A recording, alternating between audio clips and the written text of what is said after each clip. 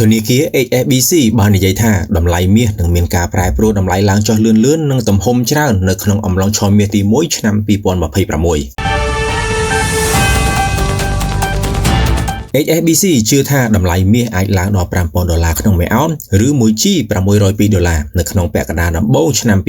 2026ក្នុងពេលដូចគ្នានេះធនាគារបានព្រមានវិនិយោគិនថាដំណើរឡើងដល់កម្រិតនោះនឹងមិនមានភាពរលូនឡើយទោះមានទស្សនវិស័យវិជ្ជមានលើមាសរយៈពេលវែងក៏ដោយយ៉ាងណាមាសនៅតែបង្ហាញពីហានិភ័យក្នុងរយៈពេលខ្លីដែរជាមួយគ្នានេះ HSBC ក៏បានបន្ថយការព្យាករណ៍តម្លៃមាសមធ្យមសម្រាប់ឆ្នាំ2026ផងដែរទោះបីជាបានលើកឡើងពីសេណារីយ៉ូមួយចំនួនដែលអាចធ្វើឲ្យលោហៈធាតុពណ៌លឿងមួយនេះឡើងខ្លាំងក៏ដោយសារតែបែបនេះធនាគារធំមួយនេះមិនបានព្យាករណ៍ថាតម្លៃមាសនឹងឡើងជាប់គ្នាត្រង់ភ្លឹងឡើយប៉ុន្តែប៉ាន់ប្រមាណថានឹងមានការផ្លាស់ប្ដូរខ្លាំងការធ្លាក់ចុះភ្លាមនិងការជួញដូរមានឡើងមានចុះខ្លាំងជាងមុនគោលដៅតម្លៃមាស$5,000របស់ HSBC សម្រាប់ដើមឆ្នាំ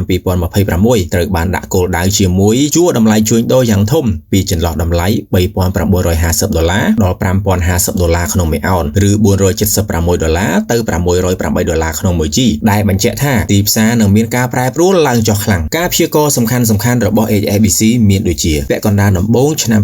2026មាសអាចនឹងឡើងដល់$5,050ក្នុងមួយអោនឬ$602ក្នុងមួយ G បន្ទាប់មកទៀតមធ្យមប្រចាំឆ្នាំ2026មាសអាចនឹងដើរក្នុងតម្លៃ$4,587ក្នុងមួយអោនឬ$553ក្នុងមួយ G ទាបជាងការប៉ាន់ស្មានមុនបន្តិចចុងឆ្នាំ2026ប្រហែល$4,450ក្នុងមួយអោនឬ$536ក្នុងមួយ G ដែលចំណុចនេះអាចមានការធ្លាក់បញ្ច្រាស់ទិសដៅមកវិញ HSBC ជឿថាហានិភ័យភូមិសាស្ត្រនយោបាយដែលបន្តមាននិងកម្រិតបំណុលសកលដែលកើនឡើងនឹងបន្តជំរុញឲ្យវិនិយោគិនបន្តទិញមាសក្នុងនាមជាទ្រព្យសុវត្ថិភាពសកលបើព័ត៌មាននេះមិនទាន់ធ្វើឲ្យអ្នកព្រួយបារម្ភទេនោះគិតត្រឹមត្រីមាសទី3ឆ្នាំ2025បំណុលសកលបានកើនឡើងដល់ជិត$346 trillionដែលប្រហែល310%នៃ GDP សកលនេះបើយោងតាម Institute of International Finance ដោយដែល Reuters បានដកស្រង់